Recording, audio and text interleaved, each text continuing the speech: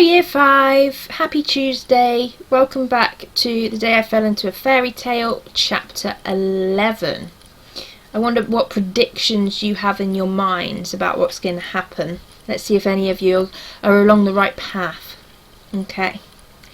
"Harrison!" cried Lana as she ran towards her brother. "Ah, here she is!" exclaimed the little old man, who was seated high up behind the customer service desk, talking into a microphone on a bendy silver stalk. His voice boomed out across the store, and he sheepishly flicked a switch. "Lana," said Harrison, with a mixture of annoyance and relief, "where have you been? I've been really worried. I was going to phone Mum and Dad." "I found the trap door," she told him. "What?" "In the pick and mix, the portal to the fairy tale." "Not that again," said Harrison. "Where were you really?" "It's true," protested Lana, trying to catch her breath. "I went back into Briar Rose's story. Only a terrible thing happened. I told a prince about Briar Rose because I wanted him to rescue her, but he got squished by the thorns." "Squished?" repeated Harrison. "Sounds about right," said the little old man. "Worse things than that happen in real fairy tales, I can tell you." "That's enough, Lana," said Harrison wearily. "I was trying to be nice by coming here with you, but if you're not going to tell me the truth, then let's just go home."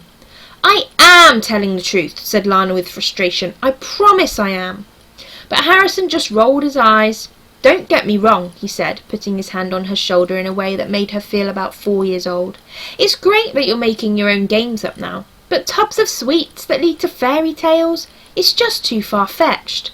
"Harrison," said Lana, barely able to contain her temper, "I'm not making this up.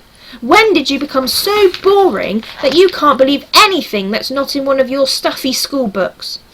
"Might I offer an opinion?" said the little old man, in a voice so calm and reasonable that Harrison and Lana had no choice but to stop arguing and pay attention. "Working in customer services as I do, I am well acquainted with the expectations of those that shop here, and I doubt your brother is going to believe a word of this until he sees it for himself. Now, earlier on, one of my colleagues in stock logistics, that's shelf stacking to you and me, left behind this handy booklet. Handsome-looking chap, I must say. Roughly my height and build, something about him. Charisma." As he spoke, he fished the little red leather timetable from a drawer behind the desk. "So, might I suggest that you," he consulted the pages, "try the jelly tots," he said, his voice booming out across the store. For a few moments, the little old man stared at the button on the microphone in front of him. He turned it off, then on, then off again. "I really must get that fixed," he said. "Lana," said Harrison in his most serious voice, "I am not climbing into a tub full of jelly tots." "It's not full," said Lana. "It's half empty. Come on, where's your sense of adventure?" "I haven't got time for games," he sighed. "I'm too old for your silliness. I shouldn't even be here now. I should be learning my piano scales. And once I've learned my scales, I need to practice my irregular French verbs. And once I've done that—" "Harrison!" interrupted Lana. "You're not listening to me. This isn't a game. Briar Rose is asleep in that palace, surrounded by a wall of thorns, and I really want to make sure that she's rescued. Maybe even help if I can."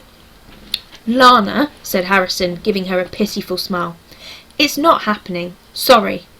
"Come on," said Lana. "Remember all the times I went along with whatever game you wanted to play, even if I didn't think I'd like it, because I knew you would make anything fun? Now I need you to trust me. Just this once. Please." She linked her fingers to make a cradle. Harrison slowly shook his head, as if he was doing something he knew he would regret. Then he raised his right foot and rested it on Lana's cupped hands. "Good decision," said Lana. "See you on the other side." And with that, she launched him head first into the tub. Oof! Harrison sounded echoing close up at the same time, as if he'd had his head in a bucket, which he did. Lana looked up and down the aisle. If someone came looking for pick and mix now, while Harrison's bottom and legs were poking out, they probably wouldn't choose jelly tots. "Lana, get me out!" Harrison shouted in a muffled voice, sounding pretty unimpressed. "Will do," she said, giving the soles of his feet a very firm push. "Ugh!" As soon as he was gone, Lana felt a twinge of anxiety. What if she was leading her brother straight into danger? There were, After all, 2 sword-wielding courtiers and an evil fairy still on the loose. But it was too late now. After the briefest of glances to make sure no one was watching, she launched herself after her brother. Okay, that's the end of chapter 11.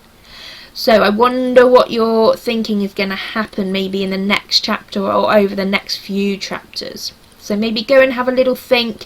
What do you want to happen? What do you predict's going to happen? And then come back tomorrow to see if you're any closer to being correct, and we can actually find out a little bit more. See you then. Bye!